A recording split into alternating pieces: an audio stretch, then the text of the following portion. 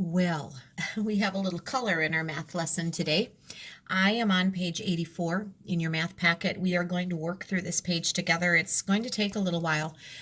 We are going to try to build an understanding of what division means. Division is connected to the word divide, and I will tell you that to divide something means to share it. For example, Thanksgiving dinner. If you were like me at our house, we had pie, and we bake pies for the most part in a round pie plate, right? So a pie is round, and when we cut the pie, we have to decide how big to make the pieces, depending on how many people need a piece of pie. And how many pies we might have. And so we try to divide things, and we try to divide things evenly so that someone doesn't have hurt feelings because their pie slice is smaller than someone else's. And so I know that you understand what it means to divide or to share things, because that's important to you sometimes. Sharing a pizza, sharing a pie, sharing many things that we share, a set of things or whatever. We're going to use some counters today to work through this page. If you want to pause the video and actually do each one of these with me with your own counters, you're welcome to stop and go try to find something similar that you could use, game pieces or pennies or buttons, anything like that that you could use to kind of spread out and make a mess like I'm going to. So stop the video and then rejoin me again, but I'm going to start with 16 counters, which I've already counted out. We're going to pretend that each one of these is a penny today, 16 cents shared equally by two people. Okay, so if I had a pile of money, 16 cents, and I had two people, and I had to share it, myself and my sister, right? I would make two piles. So I would probably say, well, here's my pile. Here's your pile, Nikki. And I would go right down and I would say one for you, one for me, one for you, one for me. And I would just kind of line them up evenly like that. Looks like I'm staying on the camera here. And I would make two rows, and it looks like it worked out equally.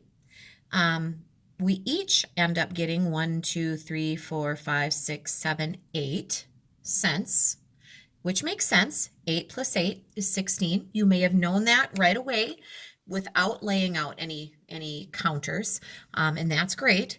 But if you had 16 cents shared by two people, that would be 8 cents per person, and there wasn't anything left over. Now, if we had had 17 cents, that's an odd number. That wouldn't divide nicely with two people, and then we would have had a penny left over, and then you'd have to decide what to do with that penny, because we're not going to cut the penny in half, right? If we could, I suppose we maybe would consider it, but one of us would either end up with one more penny than the other, or we'd do something else with it. So that one worked out nicely. We shared 16 cents between two people. Now, it's not going to work out so nicely if we have three people. So I have a brother and a sister.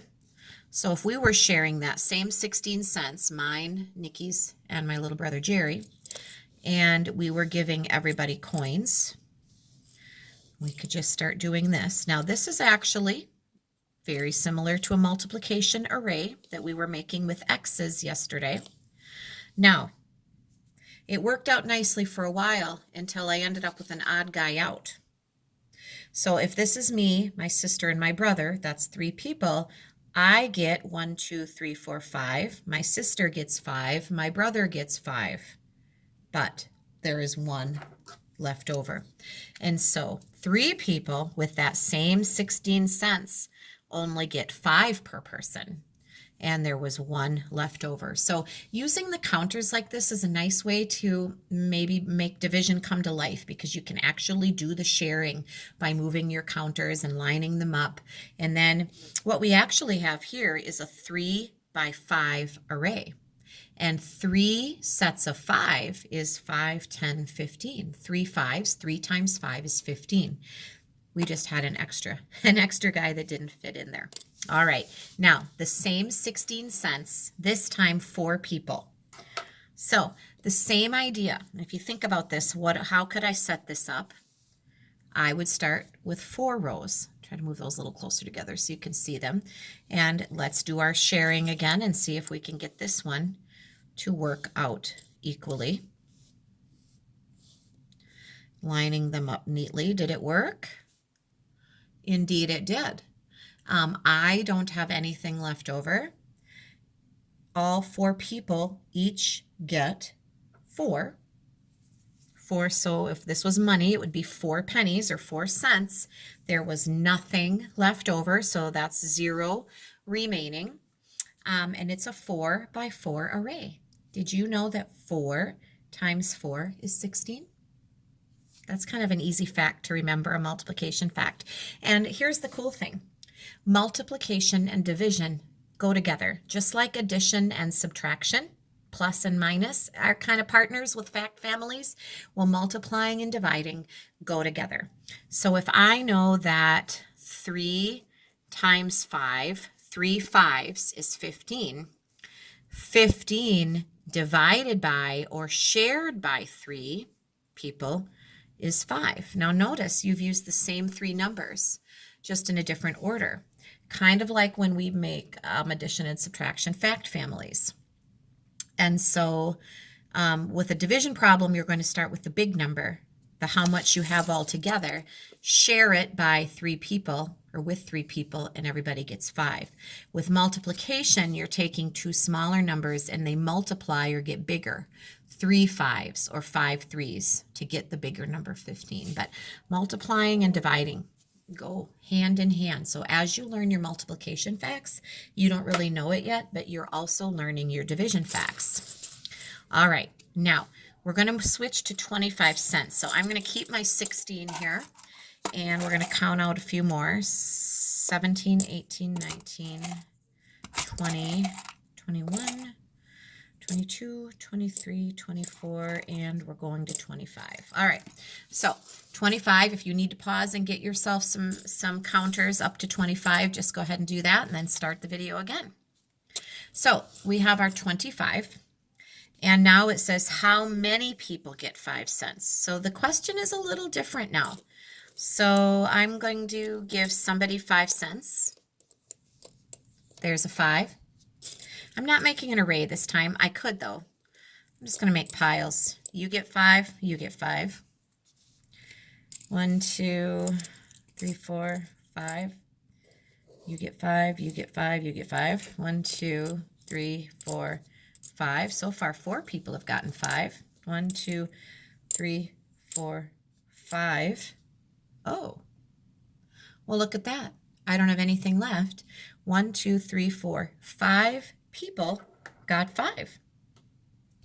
Now, if I had made an array, you would see 5 rows of 5 because 5 times 5 is 25. So 5 people got 5 cents and there was nothing left over. 5 times 5 is 25. 25 divided or shared by 5 people. Everybody gets 5. They go hand in hand together. How many people would get 3 cents? Well, let's actually make an array this time. Here's somebody that gets 3. Second person going across there can have 3. A third person. A fourth person. Fifth person. 6 people. 7 people. 8 people. Uh-oh. And there's one lonely guy left. 1, 2, 3, 4, 5, 6, 7, 8. 8 people each got 3. And 1 left over. Did you know that 8 times 3, 8 3 times is 24? 8 times 3 is not 25. So how many people got 3 cents? 8 people. And there was 1 left over because 3 eighths is 24, not 25. All right. How many people get 6 cents? This is the same idea. It's not going to be as many people, right? Because they get 6. 1, 2, 3, 4, 5, 6.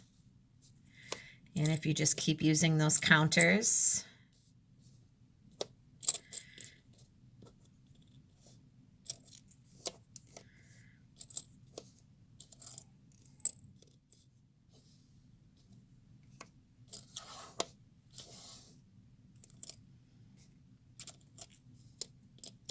making an array again, and I'm finding a leftover.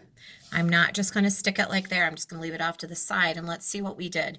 So the question was how many people got 6 cents. So here's 1 person, 2, 3, 4 people. Each one of these lines going down is a person, representing a person.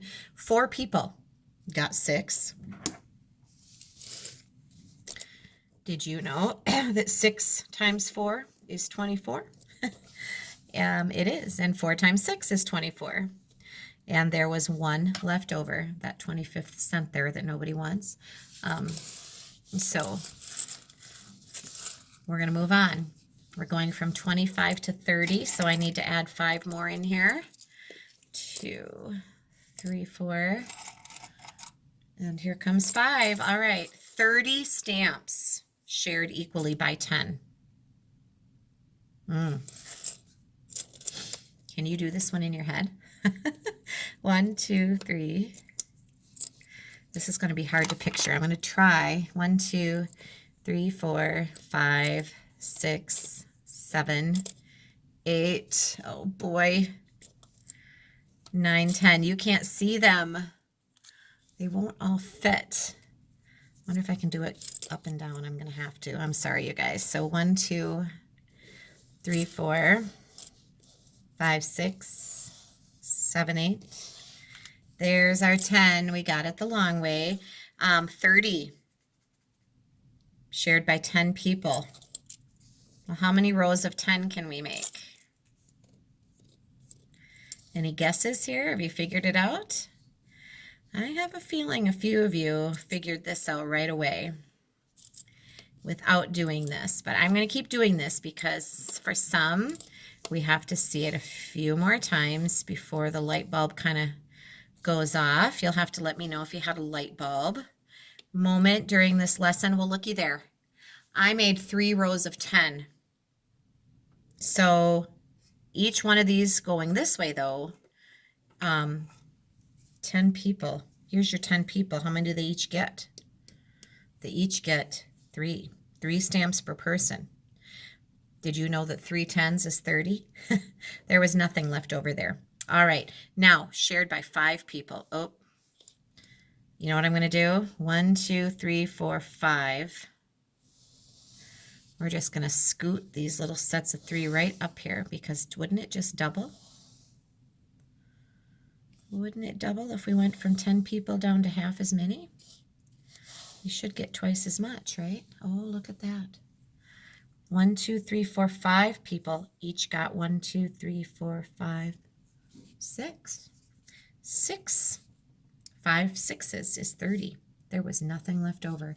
That one worked out really, really well. This is a division problem, not with money though. 21 days, 7 days per week. Now, instead of grabbing all those counters, which we easily could, I'm going to draw a quick picture. 1, 2, 3, 4, 5, 6, 7. That's 1 week. 8, 9, 10, 11, 12, 13, 14, 15, 16, 17, 18, 19, 20, 21. How many full weeks is that? 7, 14, 21. That's 3 weeks. There wasn't anything left over. 3 7s is 21. That's one of my favorite multiplication facts. I'm not even sure why. I like that one. So there are 7 days in a week, so 3 weeks is 21 days. All right, we have to keep rolling. This video is getting long, long, long. You may use the picture to help you. Jerry has 15 feet of ribbon. She needs 3 feet of ribbon for 1 bow. So here's the picture they're talking about. 3 feet of ribbon for 1 bow. So they must have made 15 feet here. Let's check this out. 1, 2, 3, 4, 5, 6, 7, 8, 9, 10, 11, 12, 13, 14. Sure enough, this is 15 feet. 3 feet for one bow. So from here, 1, 2, there's one bow. We just have to count across to see how many, right? 1, 2, 3, 4. 1, 2, 3, 4, and 5 bows. 3 5s, we already talked about earlier, is 15. Yep. So 5 bows. All right, last one. You may draw a picture or use counters to help you solve. The animal hospital makes leashes for dogs. They can make 3 leashes from 18 feet of rope. So they have 18 feet, and they end up getting 3 leashes. How many feet of rope does it take to make one leash? Can you figure that one out? 3 what's makes 18. Now we could take 18 counters and we could make 3 piles. 1, 2, while you're thinking, 3, 4, 5, 6, 7, 8, 9, 10, 11, 12, 13, 14, 15, 16, 17, 18. Let's get the rest of these out of the way. So we have 18 feet and 3 leashes. How long are the leashes? I'm making 3 leashes.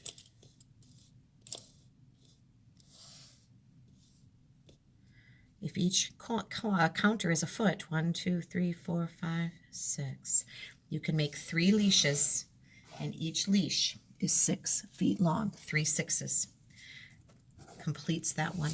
Now, I do want you to work on something, and it will be the Math Boxes page. So this was kind of a division lesson. If you want to do more with this, you could make up some of your own problems with counters, have an adult make up some problems that are like this, but this, I really wanted to do this with you to make sure you're understanding it. As we go forward, you're going to draw a shape using a straight edge. The area in the center, the area inside, has to take up 12 square or 10 squares rather. Draw a shape. Doesn't even say it has to be a rectangle. Corinne wants new tires for her bicycle. They cost $41.10 each. Estimate how much money. Now, how many tires does a bicycle have? A bicycle has 2 tires. So you're going to have this 2 times, but you're going to estimate it. So instead of 41.10, maybe you're going to call it 41. Maybe you'll call it 40. What kind of a number model are you going to do there? This is just like something we just did. Solve each side, eat the bigger side. Find the perimeter by adding up all the sides. This should be getting easier. I don't see any half-C's in there. Here's another array, 4 by 4. We made one of those today. How many rows? How many dots in each row? See if you can solve the total. Something times something is. Then you're adding 100. So make sure that it's the 100s place that is affected. Sometimes the thousands place will have to be affected if you're at a 9 and you're going to go up to the next 100, but you're adding a 100 to each of these. You need to do this page. This is 85. This is your Wednesday assignment on your own. Now, I was looking to the back of the packet, and I see that I put in a couple Christmas math things. So what I'm going to challenge you to do is, maybe if you have time today, go grab one of those Christmas math. I don't care which one. Pick one and get it done or partially done today, so that by the end of the week, these 2 practice pages are done also.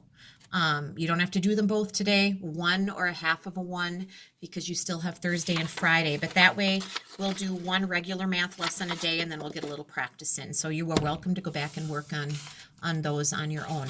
So, but for sure 85, and then work a little bit on that practice for me. Thank you.